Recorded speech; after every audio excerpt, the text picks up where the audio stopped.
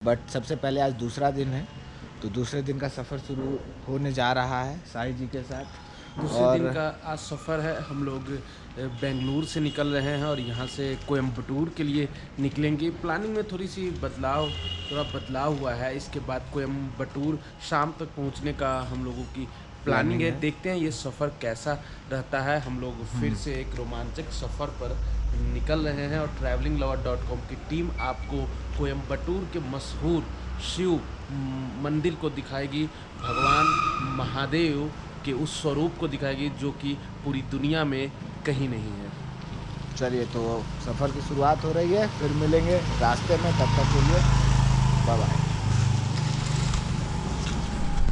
तो दोस्तों, अब हम निकल पड़े हैं कोयम्बटूर के लिए। यहाँ से करीब 365 किलोमीटर की दूरी तय करनी है और यह NH 275 है जो कि बेंगलुरु से मैसूर को जोड़ती है। करीब 1 घंटे से हम लोग इस हाईवे पर चल रहे हैं और अब भूख भी लग गई है, तो चलिए रुकते हैं किसी ढाबे पर, नाश्ता सबसे पहले करते हैं। दूसरे दिन का नाश्ता करने के लिए हम लोग यहाँ कदम ढाबा यहाँ रुके थे। इस ढाबे पर रुकने के पीछे भी एक कहानी है। पिछली बार कर्नाटका ट्रिप के दौरान भी हमने यहीं नाश्ता किया था, बेंगलोर से जब हम मैसूर की ओर निकले थे। और आज जब बेंगलोर से कोयम्बटूर की ओर जा रहे हैं तो रास्ते में आज फिर यहीं पर रुके और नाश्ता किया गया। इस रास्ते से जाएं तो यहाँ नाश्ता करें। यहाँ का नाश्ता साउथ इंडियन जो है बहुत ही बेहतरीन है और आकर के आप भी कभी यहाँ स्वाद चख सकते हैं। बहुत ही लजीज व्यंजन मिलते हैं यहाँ पर। इसके अलावा यही सड़क है, कई दिनों से यही ज़िंदगी इसी पर कटनी है और कट भी रही है। आज सफ़र का दूसरा दिन है, अगले 15 दिन यहीं रहेंगे। और अब हम लोग यहाँ से कोयम्बटूर की ओर जाएंगे। जैसा कि आप देख सकते हैं, ये NH 275 इसी पर अभी करीब 250 किलोमीटर का सफ़र और तय करना है। कोयम्बटूर की ओर निकल रहे हैं। नाश्ता हो गया, सुबह हम लोगों ने बहुत ही बेहतरीन नाश्ता किया। डोसा, उसके बाद कॉफ़ी का टेस्ट दोस्तों बहुत ही लाजवाब था। काफ़ी जो है हम लोग एनर्जेटिक हो गए कॉफ़ी पीने के बाद। अब ये गुनगुनी सी धूप है, मौसम काफ़ी सुहाना लग रहा है, अच्छा लग रहा है। हल्की हल्की ठंड है, फिर भी हम लोग बेहतर महसूस कर रहे हैं। आगे कोयम्बटूर की ओर यहाँ से सीधे कोयम्बटूर निकलेंगे और शाम तक उम्मीद है कि हम लोग कोयम्बटूर पहुँचेंगे। तो चलते हैं और रास्ते में फिर कुछ और वीडियोस आपके लिए रिकॉर्ड किया जाएगा। करीब 150 किलोमीटर की दूरी हम लोग NH 275 पर ही तय करेंगे। इसके बाद कोयम्बटूर जाने के लिए NH 948 लेंगे, क्योंकि 948 नेशनल हाईवे ही हम लोगों को कोयम्बटूर तक ले जाएगी। तो दोस्तों, अब हम लोगों का टारगेट सीधे कोयम्बटूर पहुंचने का है। सड़कें ज़बरदस्त है, लोकेशन भी खूबसूरत है, हवाएं काफ़ी तेज चल रही है और धूप भी धीरे धीरे चढ़ रही है। लेकिन नाश्ता करने के बाद अब हम लोग काफ़ी फुल ऑफ एनर्जी हो गए हैं और इधर अपनी धनों की टंकी भी पेट्रोल पंप पर फुल हो गई है, तो वह भी फर्राटे भर रही है। इधर देखिए, अपने पिलियन राइडर मोहन बाबू को बेहतरीन विजुअल बना रहे हैं और राइडिंग का भरपूर लुत्फ उठा रहे हैं। कभी कभी कमर सीधा करने में भी लगे हुए हैं। अब कमर और पीठ का क्या हाल है यह तो बाद में ही पूछा जाएगा। फिलहाल तो हम लोगों का ध्यान सीधे कोयम्बटूर पहुंचने का है। और ये देखिए, हाईवे के ठीक बगल में जो है वो फसल भी देखने को मिल रही है। किसानों के द्वारा इधर इस तरफ भी खेती होती है। तो साउथ इंडिया का क्या कल्चर है इसे भी हम लोग समझ रहे हैं। और जैसे जैसे हम लोग आगे बढ़ रहे हैं तो ये रास्ता और भी खूबसूरत होता जा रहा है। यह कोई साउथ की नदी है जिसके ऊपर बने ब्रिज को हम लोग क्रॉस कर रहे हैं। तो साउथ में भी कई नदियां हैं जिसमें कावेरी है, गोदावरी है, ये सब प्रमुख नदियां हैं। तो इसी नदियों का कोई ये सहायक नदी है और इस नदी को पार करने के बाद हम लोगों को कोई टाउन मिलेगा और पता चला है कि पास में स्वामी नारायण का एक फेमस मंदिर है। तो हम लोग कोशिश करेंगे, समय भी काफ़ी ज़्यादा बीत गया है, लेकिन कुछ समय हम लोग देने की कोशिश भी करेंगे जो मंदिर मिलने वाला है, क्योंकि अब यह निश्चित नहीं है कि कभी दोबारा भी हम लोग इस रूट पर फिर से यात्रा करेंगे। तो रास्ते में जो भी लोकेशन हम लोगों को जानकारी मिलेगी वहाँ विजिट करते हैं। तो चलिए चलते हैं मंदिर की ओर। तो स्वामी नारायण मंदिर है ये, और बेंगलुरु से कोयम्बटूर और कोयम्बटूर से बेंगलुरु के बीच में यह मंदिर है। जब भी कोई ट्रैवलर इधर से गुजरे तो इस मंदिर में आप आ सकते हैं। हालांकि हम लोगों के पास अभी समय कम है, तो बाहर से ही मंदिर का दर्शन करते हैं और आसपास के एरिया को घूमकर यहाँ से निकल पड़ेंगे। तो मंदिर के ठीक सामने बेहद ही खूबसूरत और आकर्षक एक तालाब है, जो कि शायद जिस नदी को क्रॉस करके हम लोग आए हैं उसी से इसका निर्माण किया गया है। और यहाँ पर लोग स्नान करते हैं, इसके बाद मंदिर दर्शन के लिए चलते हैं। तो चलिए अब मंदिर दर्शन के बाद हम लोग निकल पड़ते हैं कोयम्बटूर के लिए। तो जब भी यात्री कोई इधर आए तो इस मंदिर में दर्शन जरूर करे। अब हम लोग सफर जारी करते हैं। दोस्तों एक बार फिर से हम लोग मेन रोड पर आ गए हैं। स्वामी नारायण मंदिर में दर्शन के बाद फिर कोयम्बटूर की ओर निकल पड़े हैं और फिर से एक पुल हम लोग क्रॉस कर रहे हैं। और इसी पुल के दूसरी तरफ वो मंदिर था जहां हम लोग ने दर्शन किया और स्वामी नारायण मंदिर के बारे में आप लोगों को बताया। तो इस पुल के दूसरी तरफ मंदिर है और अब हम लोग फिर से पुल पर आ गए हैं और ये वो नदी आपको दिख रही है जिसके एक हिस्से से मंदिर के सामने तालाब बनाया गया था। तो अब हम लोग कोयम्बटूर की ओर निकल रहे हैं और ये देखिए काफी इस नदी की पाट काफी चौड़ी है, क्योंकि ये काफी जो है पुल की लंबाई काफी ज्यादा है। मुझे लग रहा है कि करीब 1 किलोमीटर से ज्यादा इस पुल की लंबाई होगी। तो दोस्तों अब इसके बाद हम लोगों को एक खूबसूरत टाइगर रिजर्व भी मिलने वाला है जिसका नाम सत्यमंगलम टाइगर रिजर्व है। कहा जाता है कि दक्षिण भारत के जो मशहूर टाइगर रिजर्व हैं उसमें से एक सत्यमंगलम टाइगर रिजर्व है। तो चलिए अब हम लोग चलते हैं टाइगर रिजर्व की ओर।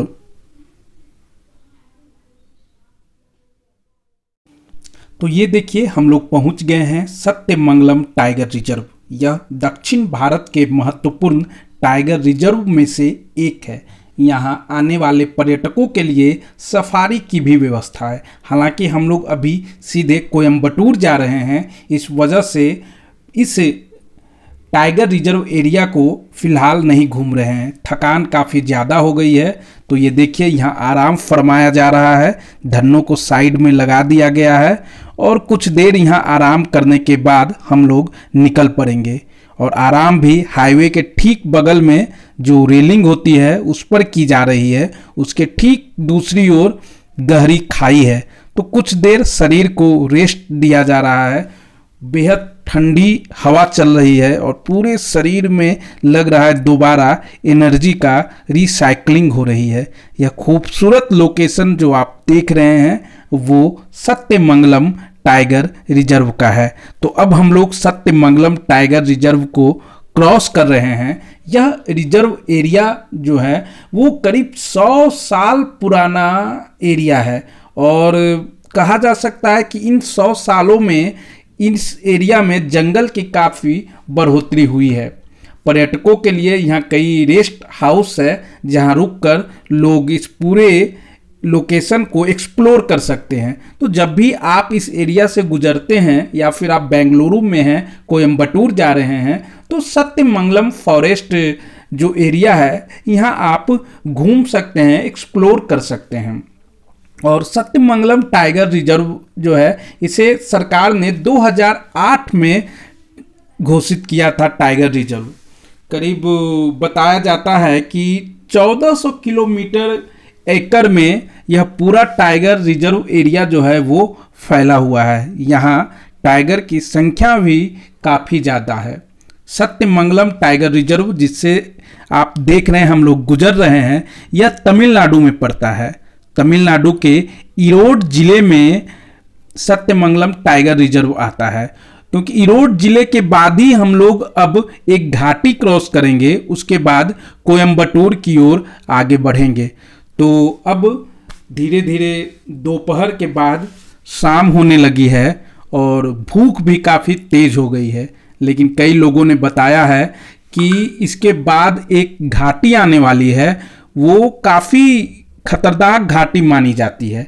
तो हम लोग उस घाटी को क्रॉस करेंगे, उसके बाद भोजन के बारे में सोचेंगे। तो ये देखिए काफ़ी मज़ा आ रहा है इस फॉरेस्ट एरिया से गुजरने के दौरान। या जब भी आप किसी फॉरेस्ट एरिया या टाइगर रिजर्व इस जगहों से गुजरते हैं तो अपने आप अलग का आनंद आपको महसूस होगा। तो देखिए सड़कें भी काफ़ी अच्छी बनाई हुई है। ये बात तो है, साउथ में मैं देखा हूँ कि चाहे वो शहरी इलाके हों या ग्रामीण इलाके हों, वहाँ सड़कें काफ़ी अच्छी बनी हुई होती है। तो सिर्फ डबल लेन है, क्योंकि ये फॉरेस्ट एरिया है, इस वजह से डबल लेन ही सरकार के द्वारा से ये बनाया गया है। तो सत्यमंगलम टाइगर रिजर्व एरिया को अभी हम लोग पार कर रहे हैं। तो देखिए बेहद खूबसूरत नज़ारा आपको दिख रहा है। यहाँ के लोगों का कहना है और जो अलग अलग ट्रैवलिंग व्लॉगर कहते हैं कि बारिश के दिनों में यह इलाका और भी खूबसूरत हो जाता है, क्योंकि जब बारिश होती है तो पूरा जंगल का इलाका हरियाली से और भी खूबसूरत हो जाती है। तो बारिश के दिनों में इस एरिया में इन लोकेशन पर सबसे ज़्यादा टूरिस्ट पहुंचते हैं। जो भी कोयम्बटूर की ओर जाते हैं या फिर कोयम्बटूर या बेंगलुरु में रहते हैं, तो बारिश के दिनों में इस टाइगर रिजर्व जो है वहाँ ज़रूर घूमने फिरने के लिए आते हैं।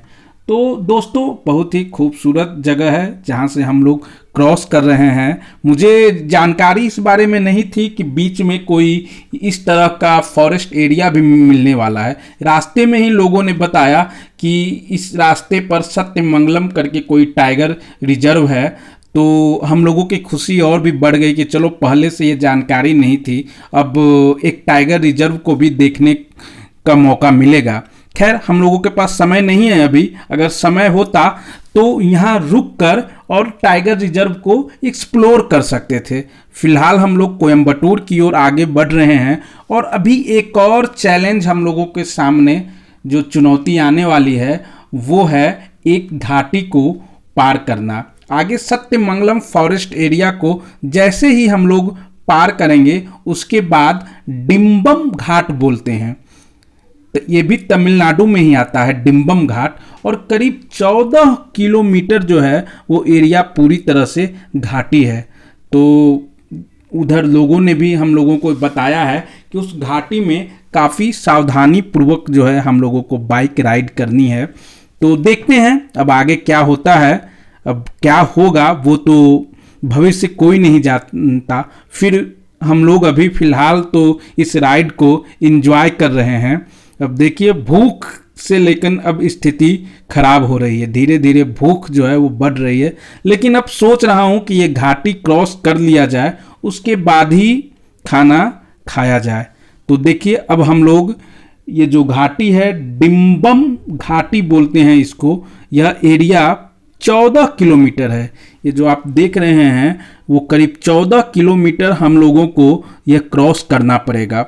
बीच बीच में कई बार बाइक राइड करने में दिक्कत भी हो रही है, क्योंकि सामने से जो गाड़ी आ रही है और काफ़ी कर्व है। बताया गया है कि ये जो घाटी है डिम्बम घाटी, इसमें करीब 27 जो है बहुत ही खतरनाक कर्व्स हैं। ये देखिए सामने आपको नज़र आ रहा है किस तरह से हम लोग बाइक राइड कर रहे हैं। आगे एक ट्रक चल रहा है। ओवरटेक तो बिल्कुल भी नहीं करना है, इस घाटी में बिल्कुल भी ओवरटेक नहीं करना है। और जहाँ पर कर्व है वहाँ पर बिल्कुल ख्याल रखना है, आराम से बिल्कुल क्रॉस करना है। कई जगह रुक कर ये देखिए कितना खूबसूरत, मतलब गजब, एक्सपेक्टेशन नहीं था कि ऐसी खूबसूरती हम लोगों को कोयम्बटूर के रास्ते में मिलेगी। हालांकि थकान काफ़ी ज़्यादा हो गई है और अब शरीर भी जो है वो दर्द कर रहा है, लेकिन ये जो लोकेशन की खूबसूरती है उसने हमारे एनर्जी लेवल को और भी बढ़ा दिया है। तो यह देखिए हम लोग डिम्बम घाट इसे बोलते हैं, डिम्बम घाटी भी कहते हैं, उसे क्रॉस कर रहे हैं।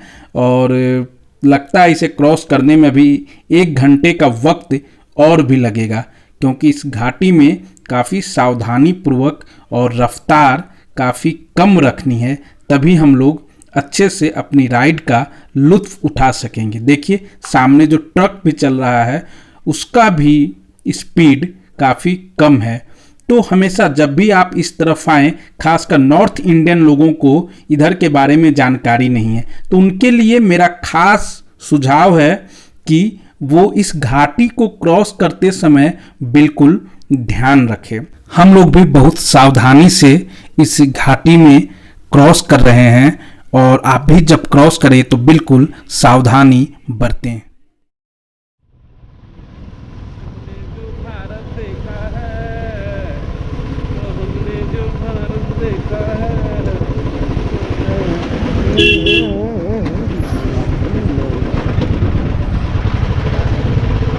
कहते हैं पेशेंस पेशेंस पेशेंस। हमें वहीं ऊपर हमको रुक जाना चाहिए। आप कह रहे हैं जगह देखें, जगह अभी बस वाले को दिक्कत हो गई। बस वाले की गलती नहीं। नहीं गलती नहीं करे, उससे दिक्कत हो गई मेरी वजह से। हाँ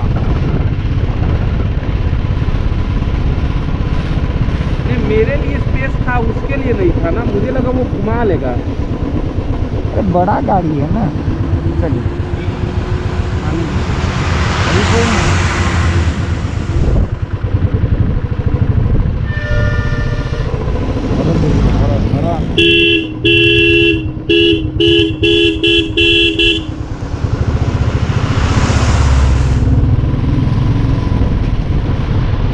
ये क्या लगा ना कि हम ऐसे निकले तो वो घुमा लेगा।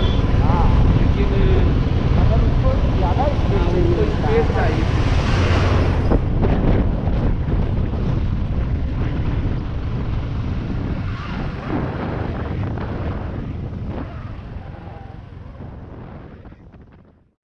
तो देखिए साथियों, वही हुआ जिसका हम लोगों को डर लग रहा था। काफ़ी सावधानी बरतते हुए भी एक जगह गलती हो गई। हालांकि वो गलती मेरी ही थी। सामने से बस आ रही थी, आपने देखी कि सामने से बस आने के दौरान पूरी तरह से कर्व था, मुझे पहले ही रुक जाना चाहिए था, लेकिन मैं रुका नहीं।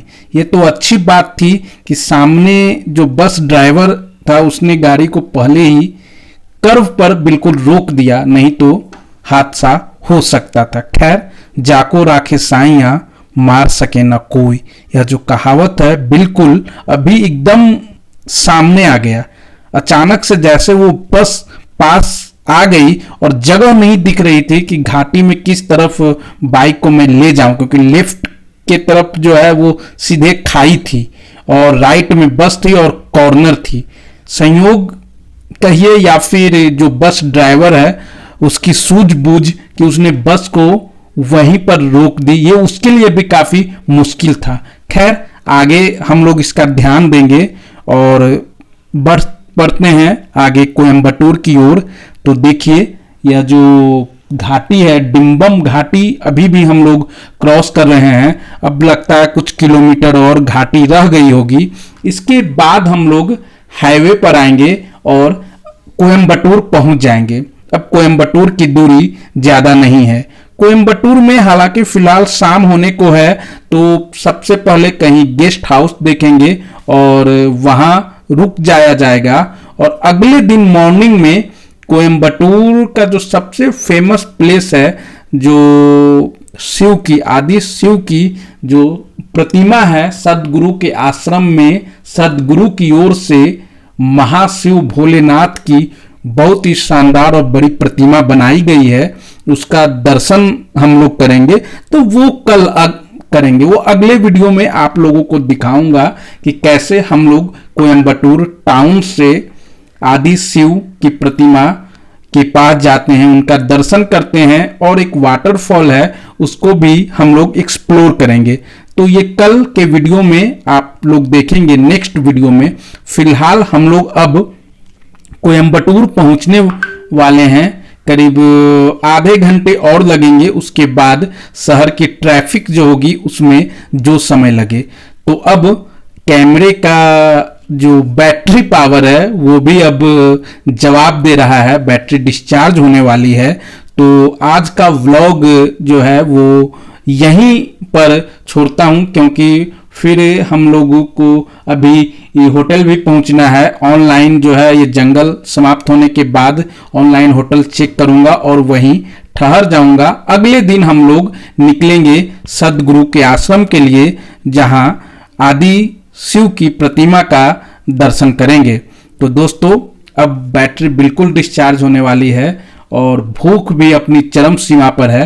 तो जैसे ही अब ये फॉरेस्ट एरिया खत्म होगा और कोयम्बटूर के नज़दीक हम लोग पहुंचेंगे तो सबसे पहले खाना खाएंगे। लेकिन अब हमारे पास कैमरा जो है, हमारे पास जो कैमरा है वो पूरी तरह से डिस्चार्ज होने वाला है और कहीं हम लोग चार्ज भी नहीं कर सकते हैं। इस वजह से यहाँ से कोयम्बटूर हम लोग कैसे पहुंचे और होटल में रुकने का वीडियो आप लोगों को नहीं दिखा पाऊंगा, इसके लिए मैं क्षमा प्रार्थी हूं। हम लोगों को बैटरी बैकअप लेकर चलना चाहिए था, लेकिन ये सोचा नहीं था कि इतने खूबसूरत रास्ते और वैली और नदी हम लोगों को इस रास्ते में मिलेगी कि जहां हम लोग ज़्यादा से ज़्यादा वीडियो रिकॉर्डिंग हो गई। इस वजह से हम लोग की बैटरी जो है वो खत्म होने के कगार पर है।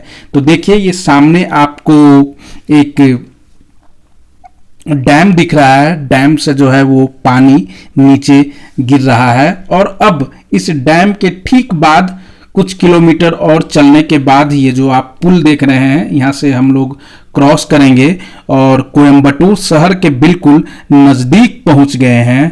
तो ये पुल से ही दिखा वो डैम, तो सोचे कि चलो इस डैम के लोकेशन को भी आपको दिखा दूं।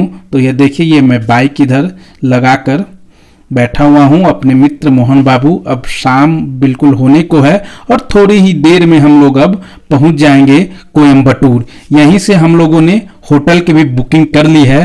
तो अब अगले वीडियो में आपको दिखाएंगे कोयम्बटूर के आदि शिव के दर्शन का वीडियो।